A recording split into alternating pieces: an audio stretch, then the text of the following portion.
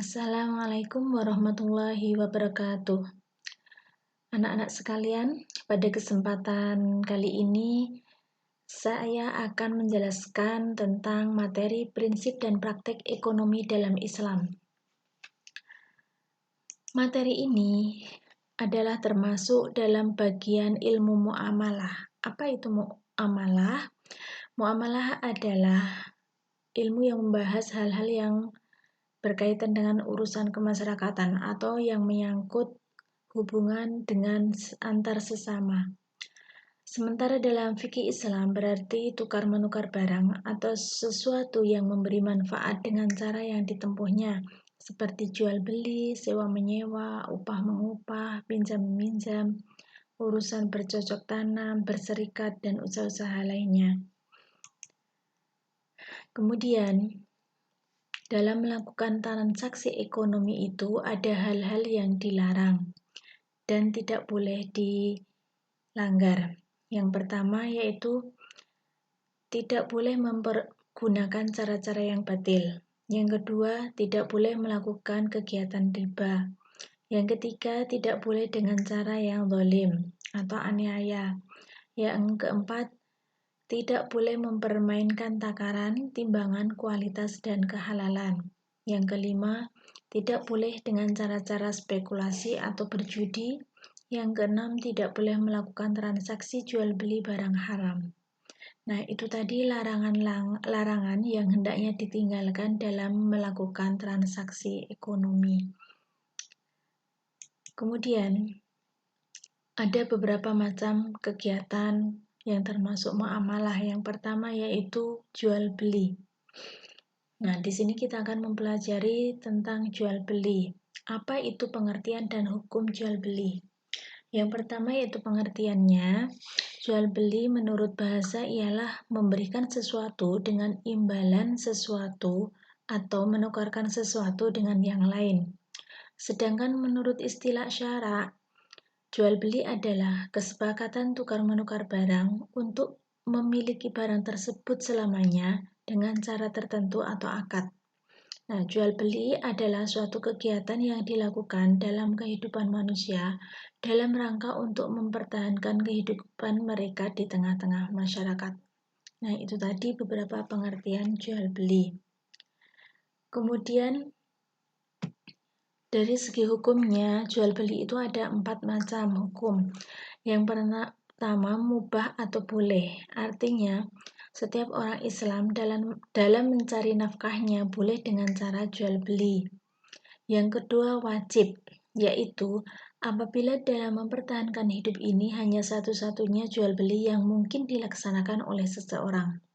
Ketiga, haram, yaitu jual beli itu tidak memenuhi rukun dan syaratnya. Yang keempat, sunnah, yaitu jual beli kepada seseorang yang sangat membutuhkan barang tersebut. Selanjutnya, dasar hukum jual beli. Dalam Quran surat An-Nisa ayat 29 disebutkan, Bismillahirrahmanirrahim. Ya ayyuhalladzina amanu la ta'kulu amwalakum bainakum bil batili illa an takuna tijaratan an taradin minkum wa la taqtulu anfusakum innallaha kana bikum rahima. Shadaqallahul adzim. Yang artinya, hai orang-orang yang beriman, janganlah kamu saling memakan harta sesamamu dengan jalan yang batil, kecuali dengan jalan perniagaan yang berlaku dengan suka sama suka di antara kamu. Dan janganlah kamu membunuh dirimu, sesungguhnya Allah adalah Maha Penyayang kepadamu.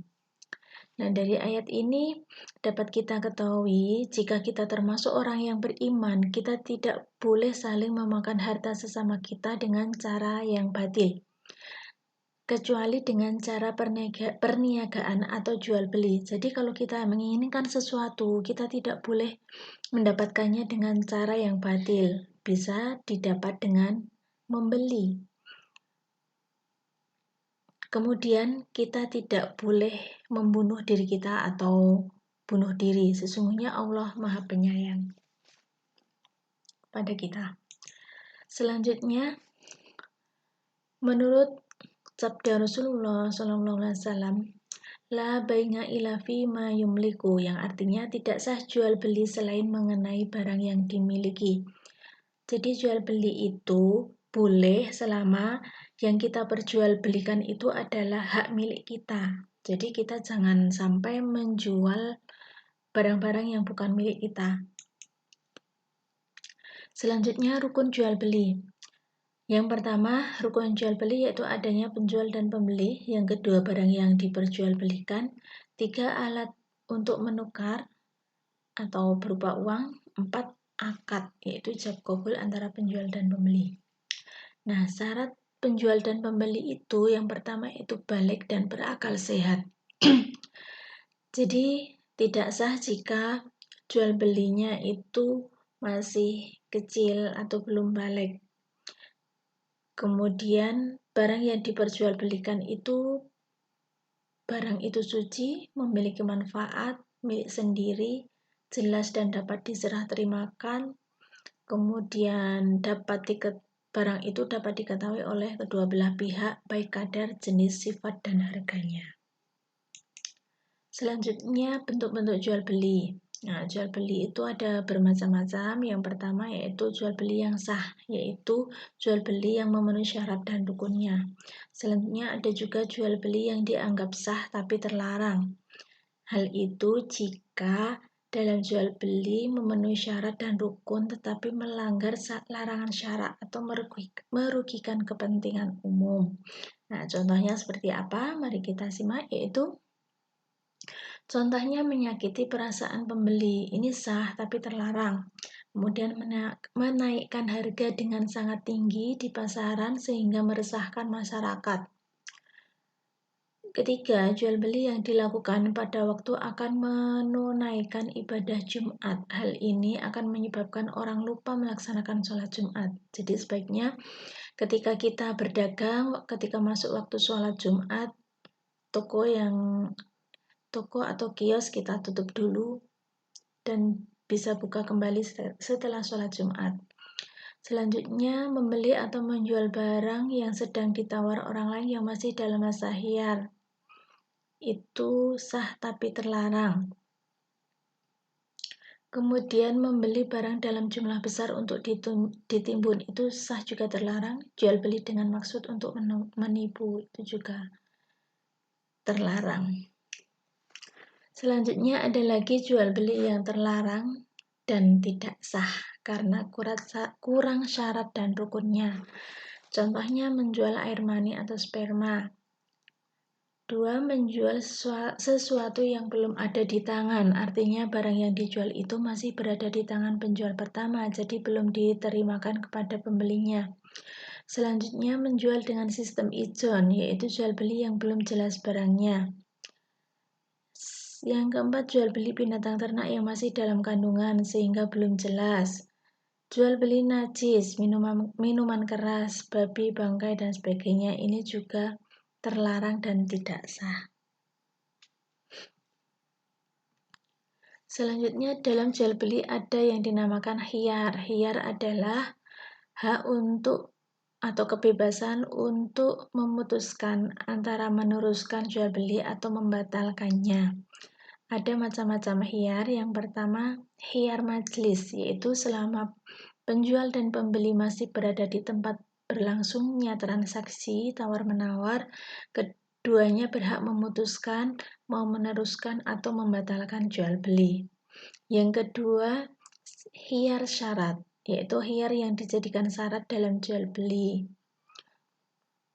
Kemudian yang ketiga, khiyar aibi atau cacat, adalah pembeli boleh mengembalikan barang yang dibelinya jika terdapat cacat yang dapat mengurangi kualitas atau nilai barang tersebut, namun hendaknya dilakukan sesegera mungkin.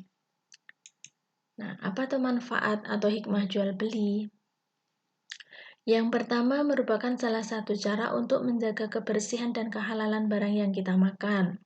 Yang kedua, menumbuhkan dan membina ketentraman jiwa dan kebahagiaan karena akan terpenuhi hajat sehari-hari seperti sandang, pangan, dan papan.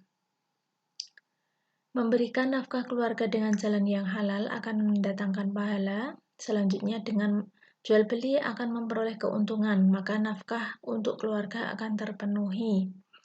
Yang kelima, melatih dan membina kepribadian yang jujur, amanah, dan dapat dipercaya. Selanjutnya, dengan jual beli itu menolak kemungkaran. Dengan berdagang berarti mengkondisikan kehidupan sosial yang lebih sejahtera. Apabila kehidupan sosial sudah sejahtera, maka akan mengurangi berbagai macam penyakit masyarakat seperti perampokan, perampasan, dan lain-lain. Selanjutnya, dalam jual beli atau dalam transaksi ekonomi, hendaknya kita menjauhi apa yang disebut riba. Riba adalah tambahan atau kelebihan. Menurut istilah, itu tadi menurut bahasa, kemudian menurut istilah, riba adalah akad atau transaksi yang pada waktu meminjam atau menukar suatu barang tertentu ada tambahan prosentase atau kelebihan. Atau riba adalah akad yang terjadi pada penukaran benda sejenis tanpa diketahui sama atau tidaknya timbangan atau takarannya.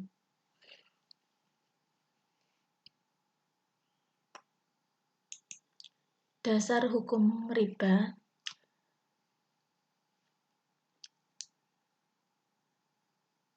ini di surat Al-Baqarah ayat 275.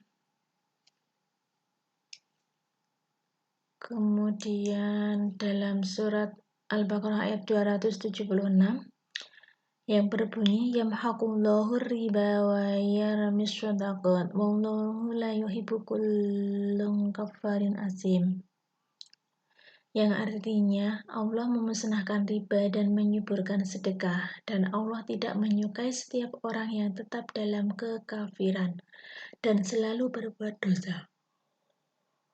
Maksudnya ialah orang-orang yang menghalalkan riba dan tetap melakukannya. Yang dimaksud dengan memusnahkan riba ialah memusnahkan harta itu, atau Allah akan memusnahkan harta para pelaku riba dan meniadakan keberkahannya. Dan yang dimaksud dengan menyuburkan sedekah ialah memperkembangkan harta yang telah dikeluarkan sedekahnya atau melipat gandakan berkahnya. Selanjutnya dalam surat Al-Baqarah ayat 278, ya ayyuhalladzina amanu taqullaha wadzar wa ma baqiya minar riba in kuntum mu'minin. Hai orang-orang yang beriman, bertakwalah kepada Allah dan tinggalkan sisa riba yang belum dipungut jika kamu orang-orang yang beriman. Kemudian dalam surat Ali Imran ayat 130 juga disebutkan, ya ayyuhalladzina amanu la ta'kulur riba ad'afan mudha'afah wa taqullaha la'allakum tuflihun, yang artinya, hai orang-orang yang beriman, janganlah kamu memakan riba dengan berlipat ganda, dan bertakwalah kamu kepada Allah supaya kamu mendapat keberuntungan. Dalam surat Ar-Rum ayat 39 juga disebutkan yang artinya, dan sesuatu riba atau tambahan yang kamu berikan agar dia bertambah pada harta manusia, maka riba itu tidak menambah pada sisi Allah. Dan apa yang kamu berikan berupa zakat yang kamu maksudkan untuk mencapai keridhaan Allah, maka yang berbuat demikian itulah orang-orang yang melipat gandakan pahalanya. Nah, ada beberapa macam riba. Yang pertama, riba nasiah ialah pembayaran lebih yang disyaratkan oleh orang yang meminjamkan atau akad jual beli dengan penyerahan barang beberapa waktu kemudian. Contohnya ya, kita menjual kayu dengan penyerahan barang beberapa waktu kemudian. Uangnya diminta tapi barangnya diberikan pada waktu kemudian. Kemudian riba fadli ialah penukaran suatu barang dengan barang yang sejenis yang tidak sama timbangannya. Karena orang yang menukarkan mensyaratkan demikian, seperti penukaran emas dengan emas, padi dengan padi, dan sebagainya. Contohnya, ada orang pinjam padi untuk dijadikan bibit. Nah, ketika mengembalikan harus diberi kelebihannya. Misalnya pinjam 5 kilo, suruh mengembalikan 10 kilo. Kemudian riba qardi adalah pinjam-meminjam dengan syarat harus memberi kelebihan saat mengembalikannya. Ini juga harus ada kelebihannya. Ini namanya juga riba. Kemudian riba yadi adalah akad jual beli barang sejenis dan sama timbangannya, namun penjual dan pembeli berpisah sebelum melakukan serah terima. Nah, demikian materi kita pada pagi hari ini. Jika ada yang belum jelas, bisa ditanyakan, bisa chat atau mengirim WA. Terima kasih, ada kurang lebihnya saya mohon maaf. Assalamualaikum warahmatullahi wabarakatuh.